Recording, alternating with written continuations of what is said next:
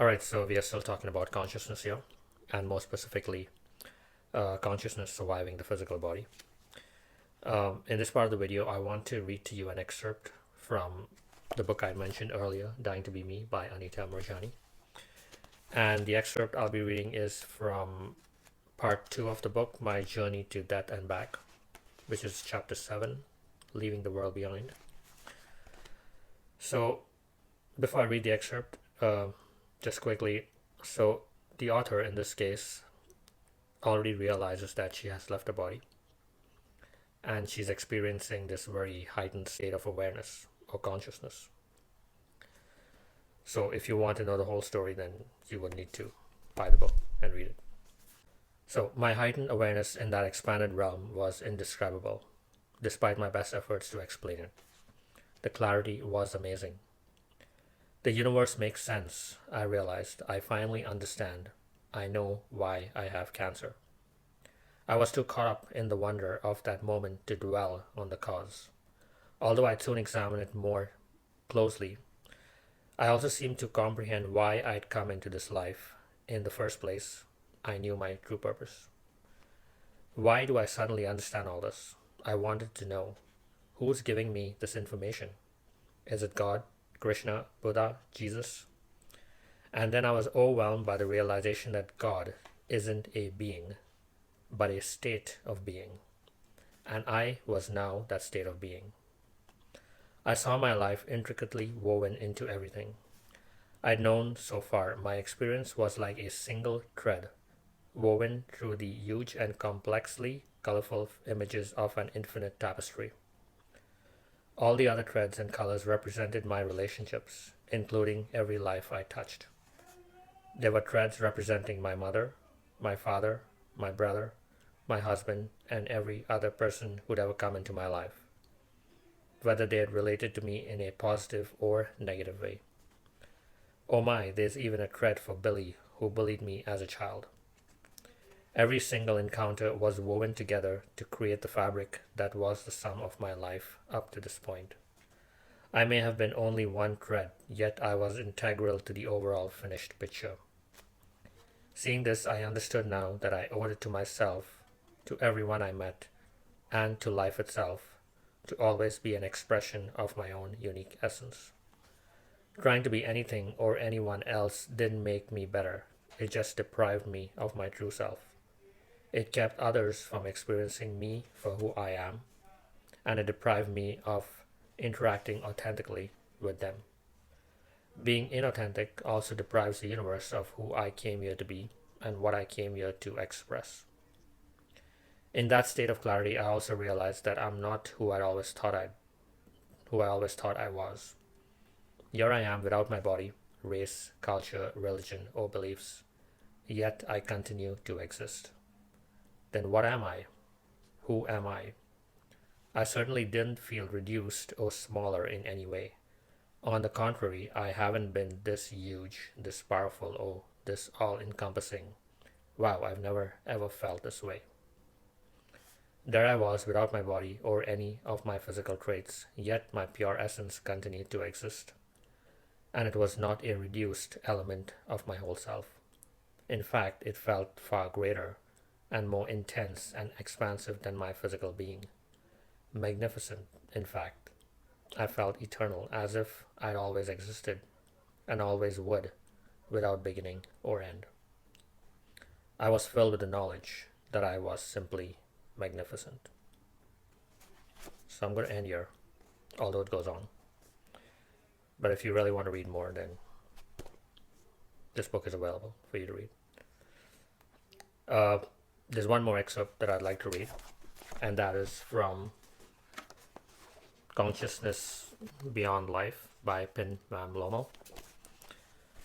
So this excerpt is from chapter 11, The Brain and Consciousness, and it deals mainly with the scientific acceptance of near-death experiences and how the scientific community views NDEs or near-death experiences. This excerpt is titled New Scientific Concepts. As mentioned, current medical and scientific knowledge cannot account for all aspects of the subjective experiences reported by cardiac arrest survivors with an NDE. However, I believe that science means asking questions with an open mind. And science is also about searching for possible explanations for new, initially perplexing problems instead of clinging to old facts and concepts. The problem lies less in accepting the content of new ideas than in rejecting old and familiar conceptions. The history of science tells us that sooner or later, and sometimes very soon, new empirical findings will force us to abandon our knowledge, our acquired knowledge. Quantum physicist David Bohm believed that fixed ideas which underlie scientific hypotheses are not aids but obstructions to clarity, and that a methodology which combines disciplines with openness would be better equipped to keep pace with the truth that is revealed as scientific investigation progresses and deepens. I do not expect new ideas to find immediate acceptance, but they should at least be examined more closely.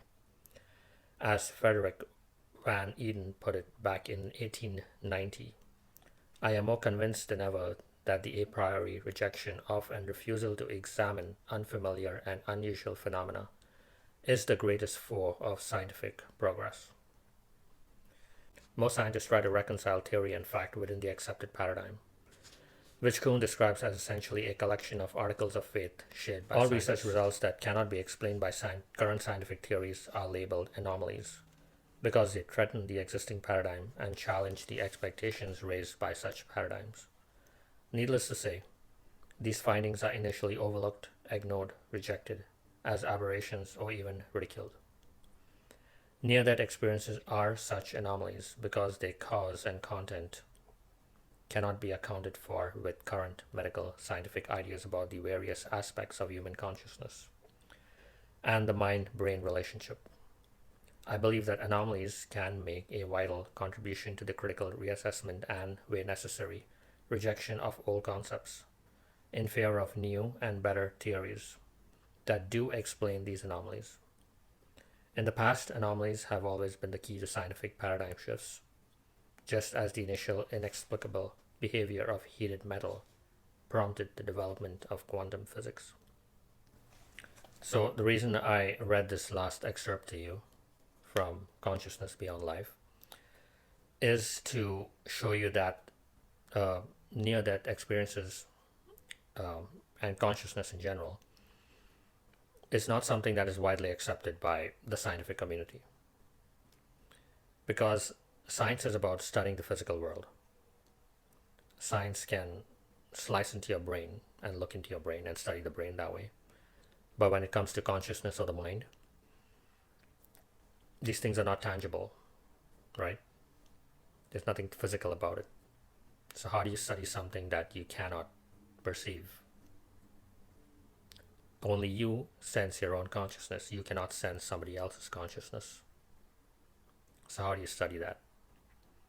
So this is why science tends to stay away from anything that it cannot understand, that it cannot even slice into or use the tools of science to examine. But what the scientist doesn't understand is that, you have to be conscious to even do science. The whole domain of science falls technically under consciousness. You cannot do science without being conscious of what you're doing. So I just wanted to bring this to your attention, that if you're not hearing a scientist talk about near-death experiences or consciousness, it's for this very reason.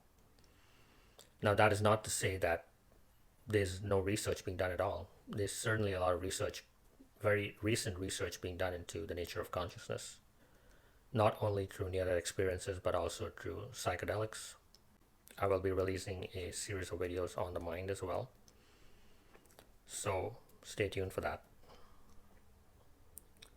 So I hope you got some understanding of what consciousness is, and definitely something you want to research and look into yourself as well. and see where this takes you.